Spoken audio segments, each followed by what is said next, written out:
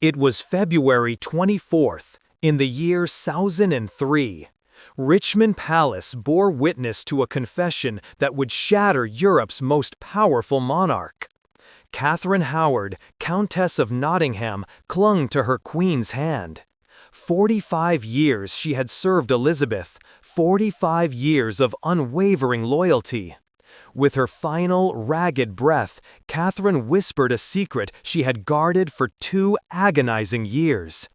A ring, a message of peace, from the Earl of Essex. Intercepted, hidden. A chance for mercy, a path to reconciliation, that Elizabeth had never known existed. It was a revelation delivered from the precipice of death, a betrayal of monumental proportions. The Queen's reaction was visceral, immediate. Her hand lashed out, striking the dying woman. "God may forgive you," Elizabeth screamed, her voice raw with fury, "but I never will." This moment was the beginning of the end. Not just for a reign that had transformed England, but for a woman whose final days would descend into such horrific, undignified agony that those who witnessed it could barely bring themselves to record the truth. What happened to Elizabeth I in those last weeks reads like a Gothic horror story. A woman who had wielded absolute control for 45 years would die on her feet, refusing to lie down for 4 straight days. Her face, once the iconic symbol of a nation, was caked so thick with toxic lead paint that it cracked beneath the embalmer's gentle touch. Her body, ravaged by illness and poison, would literally explode within its coffin during the funeral procession. This is the chilling account of how the Virgin Queen, the woman who famously defeated the Spanish Armada and forged England into a world power, spent her final days trapped in a nightmare of her own making. By February of 1003, Elizabeth was already fragile. At 69 years old, she had outlived almost everyone she had ever trusted, a monarch increasingly isolated on her gilded throne. But Catherine Howard's deathbed confession was not merely another loss. It was the revelation that utterly destroyed her. The French ambassador observed that after Catherine's passing, Elizabeth plunged into what he termed deep melancholy with conceit of her own death. She began complaining of sudden infirmities, ailments that seemed to manifest from thin air. Her ladies-in-waiting watched in silent concern as she sat for hours staring into nothingness, occasionally dissolving into heart-wrenching tears. Yet it wasn't just Catherine's profound betrayal that haunted her. As Elizabeth's body weakened, the ghosts of her past came flooding back with terrifying clarity. Sir Robert Carey, present during these final weeks, bore witness to something extraordinary. The Queen, racked with guilt over decisions made decades earlier, began weeping uncontrollably about Mary, Queen of Scots. 16 years had passed since Mary's execution. 16 years.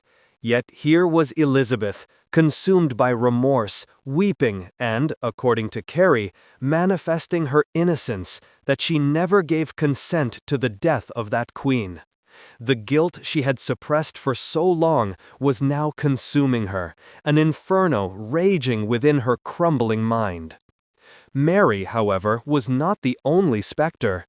Elizabeth became fixated on Catherine Grey, another woman of royal blood whom Elizabeth had imprisoned until her death. Catherine's grandson, Edward Seymour, now circled like a vulture, patiently waiting for Elizabeth to die so he could claim her throne. The bitter irony was not lost on the dying queen. While Elizabeth's mind crumbled under the weight of her past, her body staged its own, terrifying revolt. The physical deterioration was nothing short of nightmarish.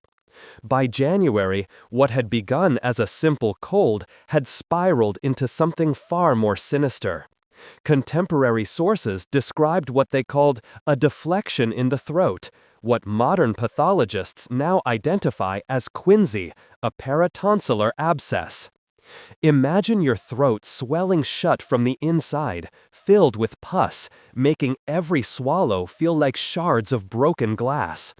The Venetian ambassador reported her throat showed infected glands like almonds, swollen, painful, and oozing. But the throat infection was just the beginning. Elizabeth's teeth, what few remained, were black, decaying stumps. Decades of unbridled sugar consumption, combined with the mercury treatments common at the time, had rotted them from the inside out. The dental abscesses were so severe that the infection spread to her neck glands. She couldn't eat. She could barely drink. The pain was a constant, excruciating torment.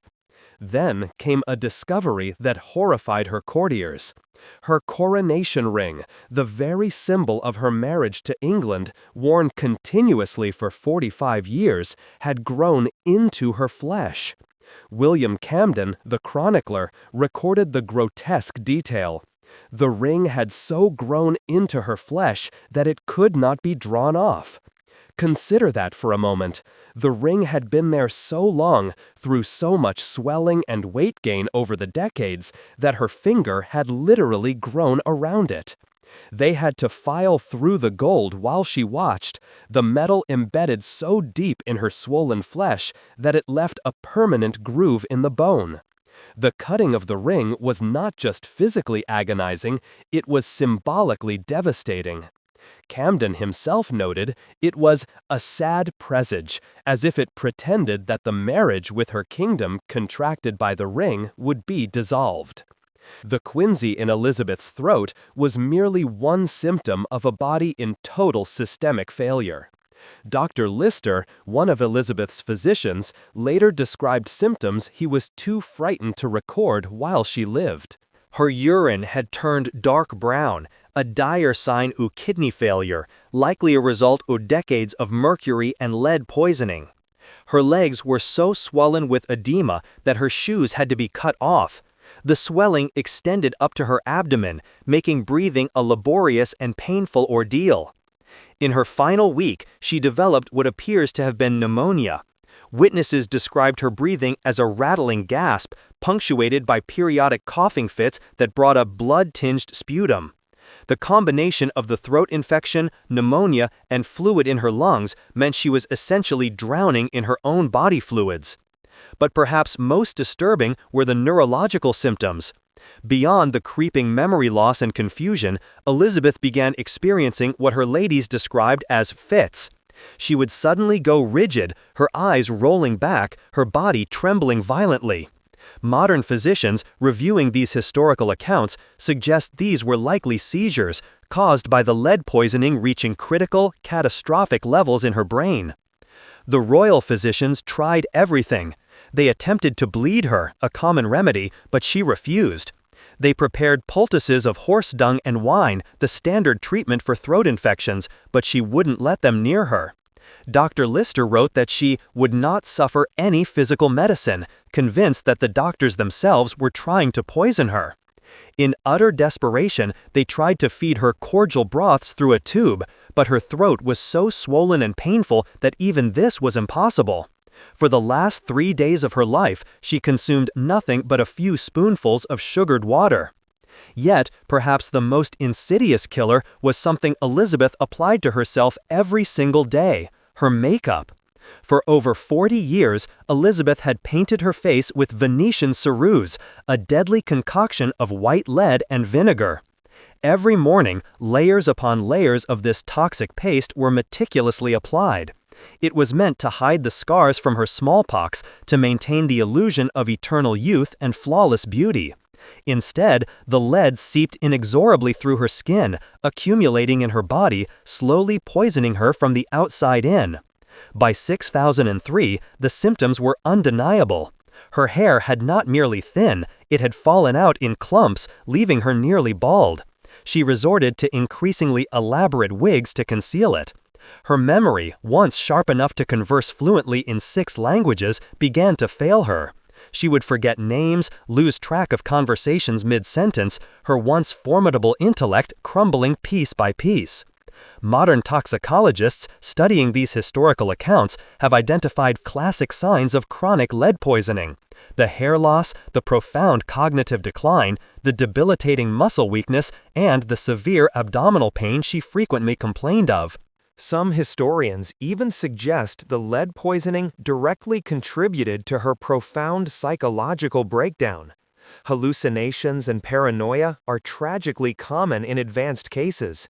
The makeup that had protected her image for decades had become her slow, agonizing executioner. And the cruelest irony? The more the lead damaged her skin, the more makeup she needed to hide the damage. It was a vicious, toxic cycle that could only end with death. But Venetian ceruse was just the beginning of Elizabeth's toxic beauty regimen.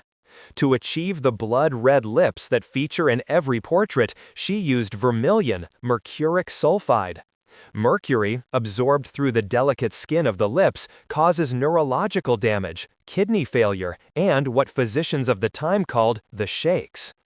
Elizabeth's handwriting in her final years shows a telltale tremor, a stark contrast to the steady script of her youth. For her eyes, she used belladonna drops to dilate her pupils, adhering to the fashion of the time for large, dark eyes.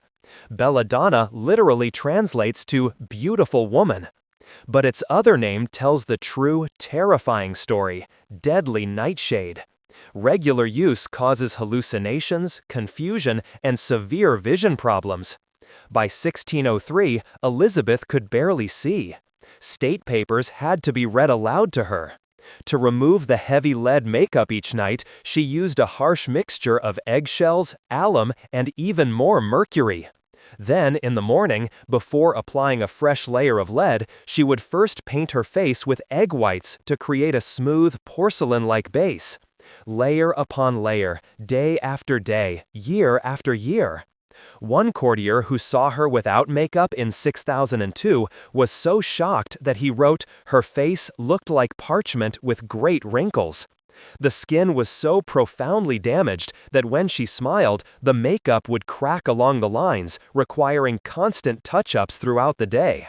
Ladies-in-waiting were tasked with following her, ever vigilant, with pots of fresh ceruse to fill in the cracks as they appeared, maintaining the fragile illusion.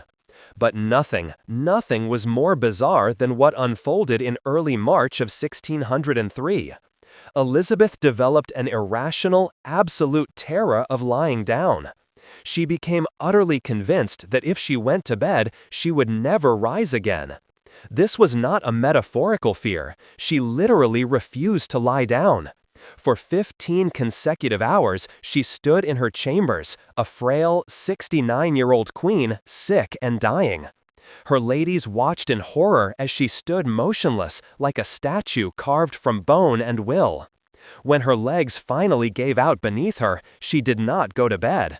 She collapsed onto cushions her ladies had hastily spread on the floor, and there she stayed. For 4 consecutive days and nights, Elizabeth sat on those cushions. She didn't speak a single word. She refused all food. She refused all drink. She refused all medical treatment. Robert Carey described the scene with chilling precision. She sat with her finger in her mouth in complete silence, her eyes fixed on the floor. Her courtiers were beside themselves, frantic with worry. Here was the Queen of England, sitting on floor cushions like a stubborn, defiant child, seemingly willing herself to die rather than admit weakness by lying in a bed. The Secretary of State, Robert Cecil, ever the pragmatist, tried to reason with her. When he gently suggested she must go to bed, Elizabeth snapped back with one of her last coherent statements: "Must is not a word to use to princes." Finally, Charles Howard, the Earl of Nottingham and her Lord Admiral, had seen enough. On March 21st, he physically forced her to bed.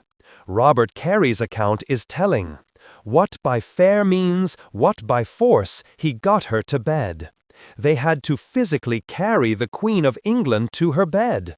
And once she was there, she never rose again.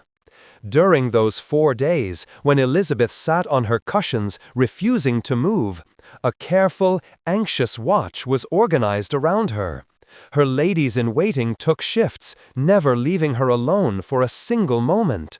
Lady Warwick later wrote that the Queen would occasionally reach out and grab whoever was nearest, holding their hand with surprising, desperate strength, then release them without a word. Sometimes she would motion for a specific lady to come closer, stare into their eyes intently, then dismiss them with a wave of her hand. The Countess of Nottingham, not to be confused with Catherine Howard, who had died in February, tried to feed her. She would kneel beside the Queen with a silver bowl of broth, begging her, pleading with her to eat. Elizabeth would simply turn her head away, stubbornly, like a child. Once, when the Countess persisted, Elizabeth suddenly grabbed the bowl and, with a surge of unexpected strength, threw it across the room. It was the only violent outburst during those long, silent days. At night, the watch became even more critical, more terrifying. Elizabeth had developed a profound terror of being alone in the dark. Dozens of candles were kept burning at all times, their flickering flames casting dancing shadows across the silent chamber. When she dozed, still sitting upright on her cushions, her ladies would hold their breath, wondering if this was finally the end. But then her eyes would snap open, wild and frightened, searching the room as if she'd forgotten where she was or what had become of her. Lady Scrope recorded that on the 3rd night, Elizabeth began pointing at a specific corner of the room, following something with her eyes that no one else could see. She would shake her head violently, as if arguing with an invisible, terrifying presence. Some whispered she was seeing the devil himself come to collect her soul. Others, more pragmatically, recognized the terrifying hallucinations of advanced lead poisoning and fever. It was March 23, 1603. Elizabeth lay dying, and England held its breath. For 45 years, she had deliberately refused to name an heir. It was her ultimate power play, keeping everyone guessing, everyone dependent on her favor, her approval. But now, with her voice gone and consciousness rapidly fading, the Privy Council faced an unprecedented crisis. They gathered nervously around her bed. Robert Cecil leaned close and began listing possible successors, his voice low and urgent. When he mentioned James VI of Scotland, something happened. According to Robert Carey, Elizabeth put her hand to her head when the King of Scots was named to succeed her. The council, eager for a clear sign, interpreted this as her making the sign of a crown, her final silent consent for James to inherit the throne. But here is the problem. Other witnesses in that very room claimed she made no gesture at all. Some even said she was already unconscious, beyond any knowing. The crown gesture may have been a convenient fiction, a political cover for a decision the council had already made, long before. The ambiguity was perfect for Cecil, who had been secretly corresponding with James for years, meticulously preparing for this exact pivotal moment. Whether Elizabeth actually chose James, or whether her council decisively chose for her, remains one of history's tantalizing mysteries. While Elizabeth lay dying, Richmond Palace transformed into a snake pit of conspiracy and opportunistic maneuvering. Robert Cecil wasn't the only one playing the dangerous game of succession. The Earl of Northumberland had been stockpiling weapons, a clear sign of potential unrest. Lord Cobham was discreetly gathering supporters for Arbella Stuart's competing claim. Catholic nobles met in secret, hoping against hope that Elizabeth's death might, at last, restore the old religion. But Cecil, ever the master strategist, was 10 steps ahead of them all. He'd been corresponding with James VI of Scotland since 1601, using a complex cipher code and a network of secret messengers. Every letter was a delicate dance. Cecil couldn't openly betray his dying queen, but he desperately needed to secure his position with her successor. On March 19, as Elizabeth's condition worsened dramatically, Cecil took a calculated, audacious risk. He drafted a proclamation declaring James as king, dated it for the future, and had it ready to distribute the very moment Elizabeth died. He stationed riders at every major road out of London, their horses bridled and ready. He placed guards at every port to prevent any rival claimant from escaping to raise foreign support. The dying queen, semi-conscious on her cushions, had no idea that her Secretary of State had already meticulously organized her successor's government. James already knew which English nobles would be in his Privy Council, who would be arrested, who would be rewarded. The transition was choreographed down to the minute, a silent, ruthless transfer of power. Sir Robert Carey, meanwhile, had his own equally daring agenda. He'd prepared 3 fresh horses along the road to Scotland, stationed at strategic points, each one ready to be ridden into the ground. His sister, Lady Scrope, was at Elizabeth's bedside, not out of pure loyalty, but to ensure she could grab the sapphire ring the moment the Queen died. They had planned this for weeks, a meticulously executed race against time. Carey would later boast that he made the 400-mile journey to Edinburgh in less than 3 days, a record that would stand for decades. That evening, Archbishop John Whitgift was summoned. The 73-year-old archbishop found Elizabeth barely conscious, lying on her back, one hand tucked under the covers, one exposed. What followed was extraordinary. Whitgift began to pray. He prayed for so long that his old knees grew weary, and he tried to leave. But Elizabeth, this woman who hadn't spoken in days, somehow made a weak sign for him to continue. He prayed for another half-hour, what witnesses called earnest cries to God for her soul's health, uttered with such fervency of spirit as the Queen, to all our sight, much rejoiced thereat. She then fell into a deep, profound sleep. Between 2 and 3 o'clock in the morning, on March 24, 1603, Elizabeth Tudor died. The witnesses described it poetically. Mildly like a lamb, easily like a ripe apple from the tree. The Virgin Queen was dead, but her body's final horror was yet to come. The moment Elizabeth died at 3 o'clock in the morning, on March 24th, the machinery of succession kicked into motion with almost unseemly haste. Lady Scrope didn't even wait for the body to grow cold. She wrenched the sapphire ring from Elizabeth's finger. The flesh was still warm. She dropped it from a window to her brother, Robert Carey, who was waiting anxiously below. He was in the saddle and galloping north before the death bells even began to toll. Carey's ride to Scotland was legendary in its ambition and its brutal execution. The first horse was waiting at Doncaster. He rode it so hard that it collapsed, utterly spent, just past York. The second horse carried him to the Scottish border, where he fell during a treacherous river crossing and was kicked in the head, opening a bloody gash. Local border raiders, seeing a wealthy Englishman alone and injured, tried to rob him. He fought them off with desperate ferocity and continued riding, driven by an unyielding purpose. He finally reached Holyrood Palace in Edinburgh on the evening of March 26th, covering nearly 400 miles in just 60 giờ. When he arrived, caked in mud and blood, King James was already in bed. Carey insisted on being admitted immediately. He knelt by the king's bedside and hailed him as King of England, presenting the sapphire ring as undeniable proof of Elizabeth's demise.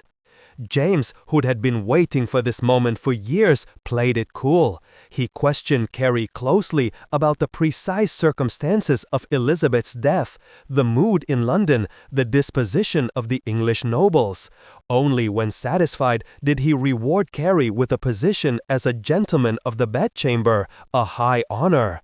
Though Cecil, furious that Carey had acted without official sanction, would later swiftly reduce this reward. Elizabeth had been explicit in her dying wishes. She did not want to be disemboweled after death. The very idea of her body being cut open, her organs removed, horrified her. She gave clear, unequivocal instructions that this was not to happen. Robert Cecil, however, ignored her wishes completely. Her internal organs were removed, her body was embalmed, and then sealed in a lead-lined coffin hidden from public view. For over a month, her body lay in state while elaborate funeral preparations were made, a grand, theatrical performance of grief. Then, during the funeral procession to Westminster Abbey on April 28th, it happened. Attendants heard a loud, sickening crack from inside the coffin. The decomposition gases that had built up inside the sealed lead coffin had nowhere to escape. The pressure built and built until, finally, the body exploded. Some accounts describe it as sounding like a cannon shot, a terrifying, sudden report. The putrefaction had literally burst the corpse open inside its metal prison. The attendants, horrified but utterly helpless, continued the procession. What else could they possibly do? They carried a coffin containing the exploded remains of England's greatest queen through the crowded streets of London, while thousands of mourners wept, completely unaware of the grotesque reality inside the lead box. The funeral on April 28th was a production worthy of the grandest stage, meticulously designed to mask the horror of what lay within the coffin. Over 1,600 official mourners processed through London. The streets were draped in solemn black cloth. Every church bell in the city tolled in unison, a mournful, echoing lament. The procession stretched for over a mile, taking 4 hours to pass any given point along the route. The coffin itself was a masterpiece of deception. Covered in rich purple velvet and cloth of gold, it bore the crown, orb, and scepter, symbols of a power that had endured for decades. But the real genius was the effigy placed on top. Modeled by Maximilian Colt, it was so lifelike that people gasped when they saw it, a haunting echo of the living queen. The face of the effigy was painted with the same thick white lead Elizabeth had worn in life. The vibrant red hair, which Elizabeth herself had lost years ago, was a wig crafted from silk. The hands, exquisitely carved in wood, wore exact replicas of her rings. The effigy wore a crimson velvet robe with an ermine collar, the very same one Elizabeth had worn to her last parliament. Every detail was perfect, down to the jeweled buttons. It was Elizabeth as she wanted to be remembered, not the bald, toothless, lead-poisoned creature who had actually died. John Stowe, the chronicler, recorded that when the procession reached Westminster, there was such a general sighing, groaning, and weeping, as the like hath not been seen or known in the memory of man. But he also noted something strange, a subtle undercurrent. Many of the tears, he observed, seemed forced. The professional mourners, paid to wail and beat their breasts, were merely going through the motions. Behind the grand pageantry, there was an undeniable sense of relief. The old queen was finally dead. The succession had passed peacefully, a miracle considering the circumstances. England had a king again, a king with a wife and children, ensuring the succession for another generation, bringing stability after so much uncertainty. Some courtiers could barely contain their barely concealed excitement about the new reign, already turning their eyes to the rising sun.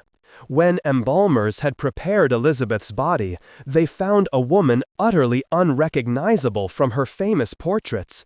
The white lead makeup was so incredibly thick, it had formed a cracked, brittle shell over her face. When they tried to clean it, it came off in sheets, revealing severely damaged, discolored skin beneath. Most of her hair was gone. Her teeth were black stumps or missing entirely, a gaping void.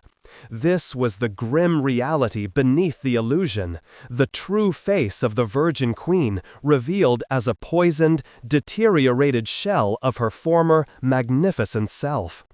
She was initially interred in her grandfather Henry VIII's vault, but even in death, Elizabeth couldn't find rest. In 1606, James I had her moved to share a tomb with her half-sister Mary I, the very sister Elizabeth had lived in terror of, the Catholic queen whose throne Elizabeth had ruthlessly taken. The inscription, an astonishing testament to their shared, fraught legacy, reads, "Partners in throne and grave, here we sleep, Elizabeth and Mary, sisters in the hope of resurrection." The irony of it would have utterly infuriated Elizabeth, a final bitter twist of fate. After a lifetime of fiercely keeping Mary's memory suppressed, she now shared eternity with her, locked in an embrace she never would have chosen. In the days immediately following Elizabeth's death, Richmond Palace became a monument to absence, echoing with silence. Her private chambers were sealed on Cecil's orders, but servants later reported strange, unsettling incidents. The Queen's favorite little dog, a spaniel, refused to leave her empty room. It sat by her vacant bed, howling mournfully for days until someone finally removed it by force. The loyal creature died within a week, having refused all food, its spirit broken. Her collection of over 3,000 dresses was meticulously catalogued for distribution, a vast, opulent wardrobe. Each gown was a work of art, crafted from cloth of gold, shimmering silver tissue, velvets embroidered with pearls and precious gems. But when the wardrobe mistresses opened them, they found that many were rotting from the inside out. The lead from her makeup, absorbed through her skin and transferred to the fabric, had eaten through the silk and velvet like acid. Dresses worth fortunes crumbled at a mere touch, dissolving into dust. Her cosmetics table was left exactly as it was the morning she died. Pots of ceruse, half used. The vermilion for her lips, still vibrant. The belladonna drops, ready to be applied. The tools of her grotesque transformation, brushes, sponges, cloths stained white with lead. Cecil ordered everything burned, a ritualistic purging, but not before one courtier recorded that the smell from the cosmetics was most foul and pestilent, a lingering testament to the toxins that had consumed her. The throne room at Richmond stood empty for 3 full days after her death. No one was quite sure what to do with it. Should they wait for James? Should they remove Elizabeth's coat of arms, a symbol now of a vanished era? In the end, it was decided to leave everything exactly as it was until the new king arrived. A silent, expectant pause. When James finally entered the throne room in May, he reportedly recoiled at Elizabeth's portrait hanging prominently behind the throne. He ordered it removed immediately and replaced with his own. The greatest queen in English history was already being erased, her image packed away into storage like the woman herself had been packed into lead and buried, forgotten in the hurried transition to a new reign. Elizabeth I's death was a masterclass in the terrible price of absolute power. Every decision she'd made to maintain control, the toxic makeup, the stubborn refusal to name an heir, the profound isolation from human affection, came back, in the end, to destroy her. The lead that gave her the face of a queen slowly poisoned her mind and body. Her fierce refusal to show weakness left her dying on floor cushions, too proud to lie in a bed, too defiant to yield even to death. The bodies she'd ordered broken, Mary, Queen of Scots, Catherine Grey, haunted her final consciousness with a guilt that 16 years could not erase. She died as she had lived, alone, defiant, and desperately trying to control an image that had already cracked beyond all repair. The explosion of her corpse in its coffin feels almost metaphorical, a final, violent rejection of the imprisonment she had placed upon herself throughout her life. Elizabeth gave everything to be queen. In the end, that crown cost her everything that makes us human. She died not as a woman, but as a grotesque monument to her own power, painted, poisoned, and, ultimately, profoundly alone. The Virgin Queen got her wish. She remained married only to England. But England, like all kingdoms, is a cold bedfellow in the dark hours before dawn, when even queens must face their mortality with nothing but their ghosts for company. A final, chilling lesson in the true cost of an iron will.